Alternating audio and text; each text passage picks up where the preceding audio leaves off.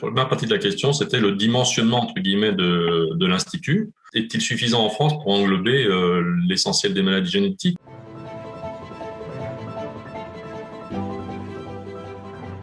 À Necker et à Imagine, c'est le même campus, hein, c'est l'hôpital Necker et l'Institut des maladies génétiques, c'est sur le même site. Hein. Et on voit à peu près entre 4000 et 5000 maladies, enfin, des patients qui ont entre 4000 et 5000 maladies rares au global. On estime qu'il y a environ 8 à 9000 maladies rares. Vous voyez que ça représente quand même un nombre important, hein, sur ces 8-9 000. Probablement, on est au moins à la moitié, voire un peu plus de la moitié.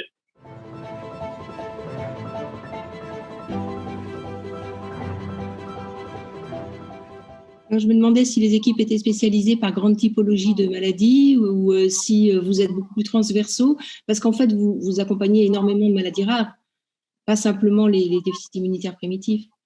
C'est vrai qu'on a ici à Imagine différents praticiens. Il y a des neurologues, il y a des généticiens médicaux qui voient des maladies plus transversales, il y a des immunologistes, etc. Et ensuite, dans les labos de recherche, à nouveau, il y a des labos de recherche qui travaillent sur les déficits héréditaires primaires, donc les déficits immunitaires, mais ensuite il y a des labos de recherche qui travaillent sur le développement des os, sur le cœur, sur l'œil. Donc, et toutes ces spécialités, tous les patients qui ont des défauts génétiques qui touchent ces différents organes sont vus ici. Et les labos de recherche sont au-dessus. Et il nous arrive souvent de collaborer parce que nous avons des patients qui présentent, admettons, un syndrome développemental qui touche les os éventuellement associé à un déficit héréditaire, un déficit immunitaire. Donc on peut avoir des collaborations.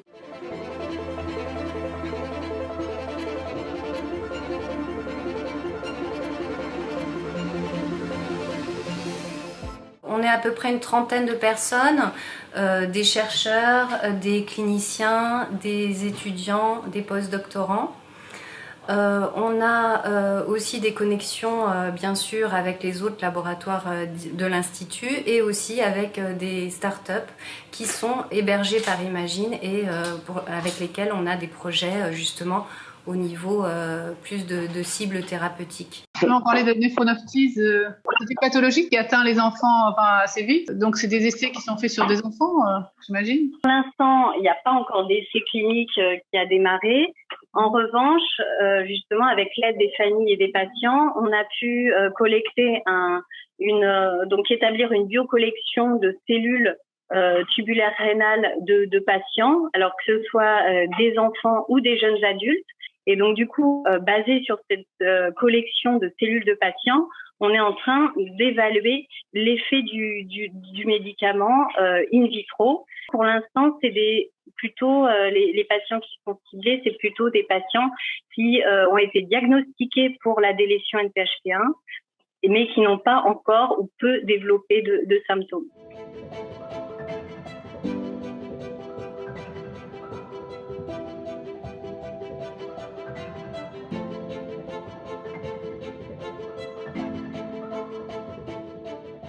Le travail de recherche est long à partir du moment où on a identifié un gène qui porte un variant, une mutation, et le moment où on va dire que c'est cette mutation qui cause la maladie, ça peut prendre plusieurs années.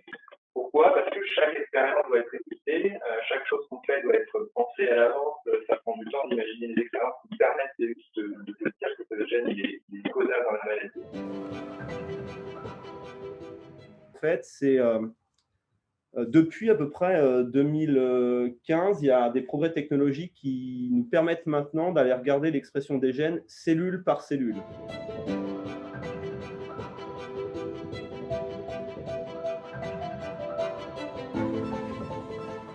Jusqu'à présent, d'un point de vue technologique, quand on s'apercevait qu'un gène n'était pas correctement exprimé, c'était une moyenne qui était faite sur des centaines de milliers, voire des millions de cellules. Et donc, depuis 2015, et grâce à des progrès technologiques que je vais vous exposer, on peut maintenant regarder l'expression des gènes cellule par cellule. Et donc, en fait, le but de mon équipe de recherche chez Imagine depuis qu'on est arrivé, c'est de voir qu'est-ce que ça peut nous apporter maintenant d'aller plonger au plus profonde, enfin au cœur vraiment de chaque cellule? Est-ce qu'on va découvrir des nouvelles choses? Est-ce potentiellement qui pourraient être transférées plus tard sur des nouveaux traitements, etc. Lorsque dans une famille, ce qui est souvent le cas dans nos associations, il y a plusieurs membres de la famille qui sont malades, parfois atteints de maladies différentes. Est-ce que les cartes d'expression des gènes ont été étudiées ou non? Ouais, il y a des expériences qui ont été faites pour lesquelles on a les datas en fait de cartes d'identité moléculaires pour des patients différents issus de la même famille qui portent la même mutation que j'étudie pendant ma thèse et donc que je vais analyser. Donc effectivement, oui, ça a été fait et ça continue d'être fait et c'est des choses qu'on fait régulièrement dans le laboratoire maintenant, enfin régulièrement. En tout cas, dès qu'on a les financements pour le faire.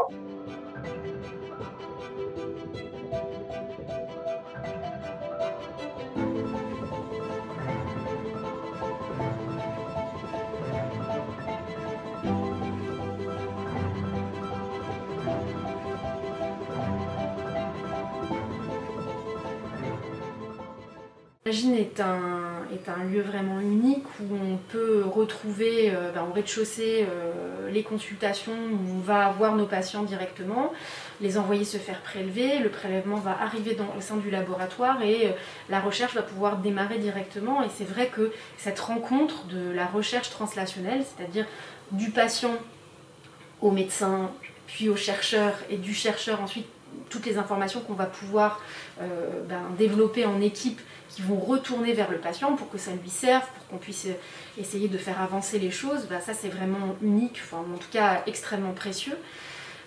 C'est aussi un endroit où plusieurs équipes peuvent travailler ensemble et il peut y avoir une collaboration inter-équipe. Oui, et dans la continuité sur le campus Necker Imagine, le centre de référence maladies rares, des rhumatismes et maladies inflammatoires de l'enfant est situé. Donc c'est vraiment la richesse de ce campus Necker Imagine.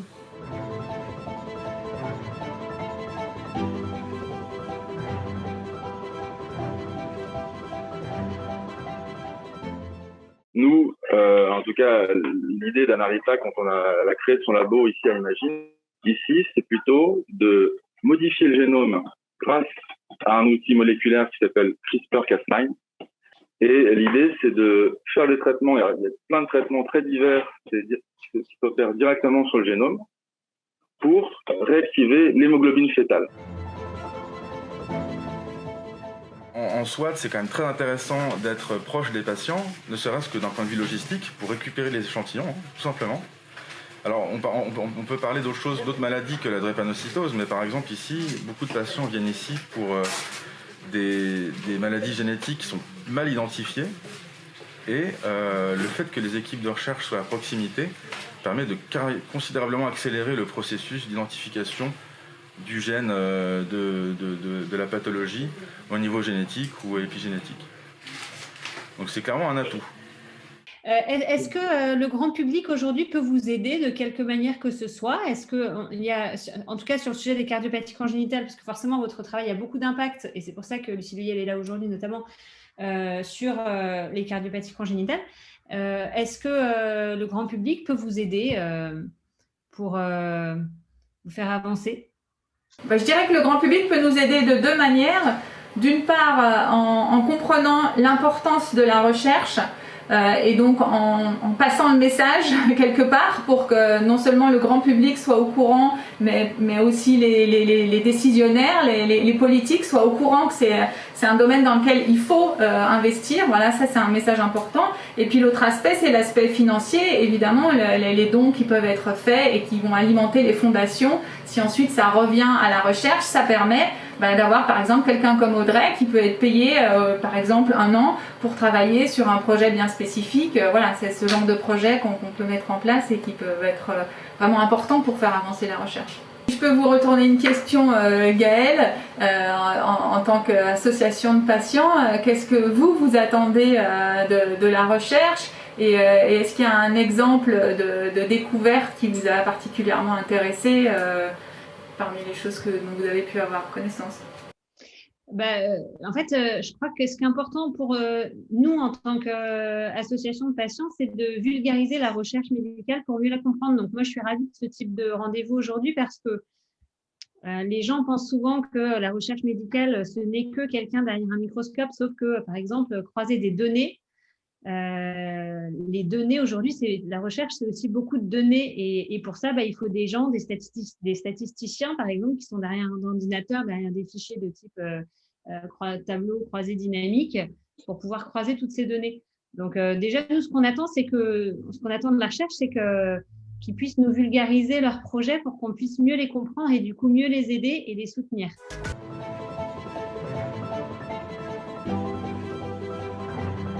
Quand vous recherchez, par exemple, en faisant un séquençage, est-ce que vous avez en parallèle une base de données internationale de tout ce qu'on a pu trouver ailleurs qui va venir, c'est peut-être utopique ce que je demande, qui va venir se croiser avec le séquençage que vous êtes en train de faire actuellement pour vous faire un indicateur? Ou est-ce que non, vous y allez à l'aveugle? Je pose la question. Ce qui est génial, c'est que la réponse, elle est juste là. Elle est juste là. Voilà. Hop, là et là, en fait. Là, vous voyez, il y a quelque chose qui s'appelle ClinVar. Et là, il y a quelque chose qui s'appelle AGMD. Et c'est les petits carrés rouges qui sont apparus là, directement nous ont dit attention, cette mutation a déjà été reportée chez des patients. Donc finalement, très rapidement, on voit apparaître, donc ça fait comme un petit drapeau rouge qui nous dit très vite, il y a d'autres patients décrits pour cette mutation. Donc c'est maintenant, et c'est vraiment la force aussi de cette visualisation, c'est que c'est des outils qui ont vraiment augmenté l'efficacité de l'identification de ce variant qui est perdu autour de dizaines de milliers d'autres variants et qui permet de faire directement un lien entre ce patient et celui qui a déjà été décrit dans la littérature. Donc c'est un peu la force de cette... Sur une base internationale, c'est ça? Complètement. Et je pense que à la fois ClinVar et AGMD, c'est deux bases de référence dans laquelle, plus ou moins, c'est peut-être pas si évident que ça, mais on peut dire que c'est un effort collaboratif international qui amène à ce que tous les variants soient référencés dans ces bases de données-là. Et nous-mêmes, on a construit aussi une base de données de l'ensemble de nos variants qui ont été découverts ici, de façon à garder une trace de quelle est l'équipe, quand est-ce qu'on a déjà rencontré ce genre de variation.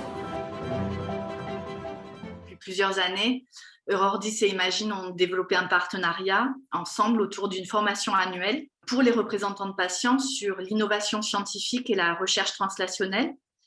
Donc, avant la pandémie, cette formation avait lieu sur le site de l'Institut Imagine pendant 5 jours, avec 30 participants, des représentants de patients venant un peu partout d'Europe, et on comptait aussi des intervenants médecins-chercheurs des équipes de recherche de l'Institut Imagine.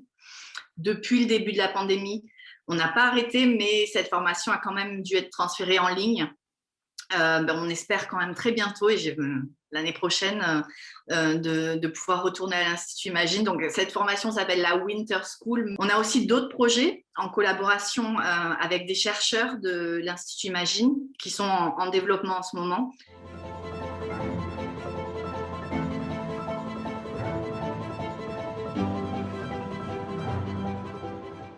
En fait, on a au sein du laboratoire d'Anarita, on a chacun notre propre projet. Et donc, du coup, par exemple, Anne est notre experte HPLC.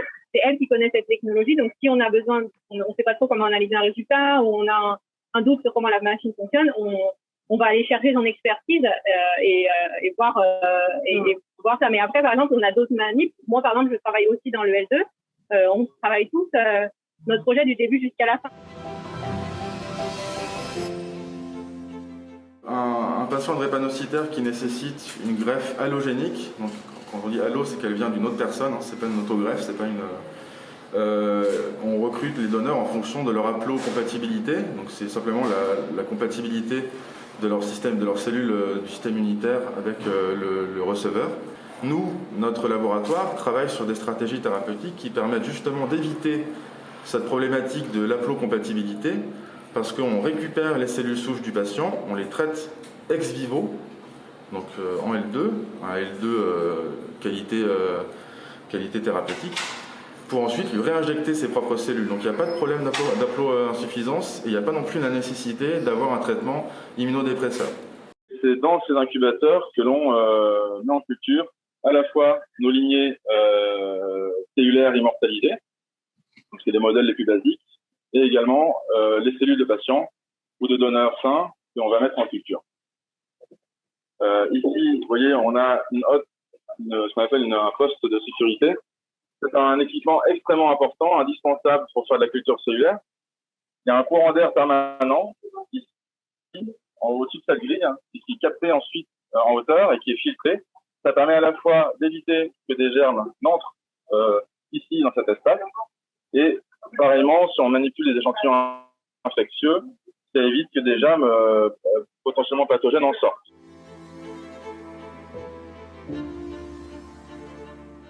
Alors, bienvenue dans la salle de l'HPLC. Donc, l'HPLC, c'est la High Performance Liquid Chromatographie. Et cette machine nous permet de séparer les hémoglobines, de quantifier les différentes hémoglobines présentes dans les échantillons de patients. Donc, ici, on observe différents pics qui correspondent aux différentes hémoglobines qui composent l'échantillon.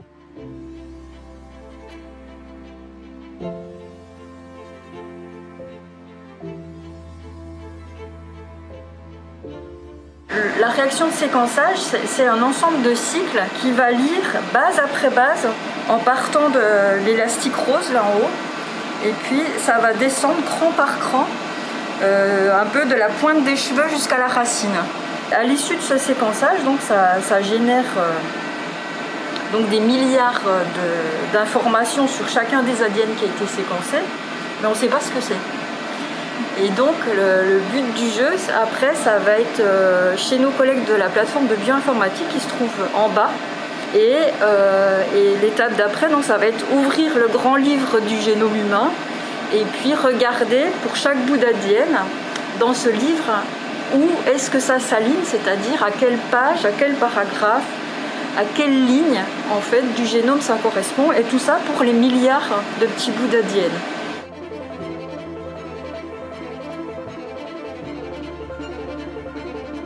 Séquencer en soi l'exome, je vais dire, c'est surtout une question qu'il y a beaucoup de demandes et beaucoup d'exomes. On séquence énormément, donc il y a un temps incompressible. Entre le moment où on envoie l'ADN, qui est extrêmement urgent, et le moment où nous recevons les données pour l'analyser, c'est à peu près 2-3 semaines. Ensuite, il y a l'analyse. Et quand on est face à un exome, on sait que ça peut prendre parfois une demi-heure pour trouver un gène quand c'est évident, quand on trouve quelque chose qui est en général déjà connu. Et ça peut prendre par contre 10 ans pour identifier un autre gène qui expliquera la maladie d'un patient. Je voudrais demander comment vous initiez un projet de recherche. Est-ce que ça vient d'hypothèses que vous avez? Est-ce que ça vient de la clinique? Est-ce que ça vient... Enfin voilà, comment ça démarre un projet de recherche? Un projet de recherche, ça démarre d'abord par un laboratoire qui a une idée, un concept, et donc cette idée-là, cette théorie génétique des maladies infectieuses, ça fait 25 ans qu'elle a été formulée, et elle démarre de l'observation des patients. Elle commence par l'observation de ce qu'on appelle des phénotypes, qui sont particuliers, et ensuite une question est posée, une hypothèse est posée, et à partir de là, il faut démontrer l'hypothèse. Et quand on la démontre chez un patient, puis un deuxième, etc., se construit une théorie plus globale. Nous travaillons exclusivement que sur des patients, uniquement des patients. Voilà.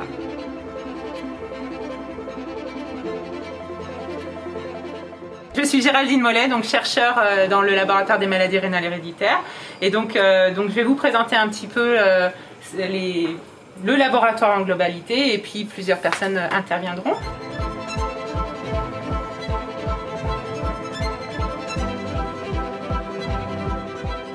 Moi, je m'appelle Guillaume Dorval. Je suis médecin, donc néphrologue pédiatre, où je travaille donc dans l'hôpital Necker. Alors maintenant, je travaille surtout dans le service de génétique moléculaire, où je m'occupe en partie du diagnostic pour les maladies rénales héréditaires avec Corinne Antignac et Laurent Sédet. Et puis, j'ai une activité de recherche dans le laboratoire des maladies rénales héréditaires. Mais quand on fait l'exome, on n'étudie pas donc ces introns. Si j'ai bien compris. Non, quand on fait l'exome, on s'intéresse uniquement aux exons, donc aux régions qui vont directement coder pour la protéine. D'accord. Donc c'est novateur. En fait, ces introns, on les étudie avec ce qu'on appelle maintenant le génome. C'est le séquençage du génome entier qui permet justement de séquencer également les parties qui sont des parties soit intergéniques, donc vraiment entre les gènes sur le chromosome, soit les parties introniques, c'est-à-dire dans un gène, les parties qui séparent les régions codantes.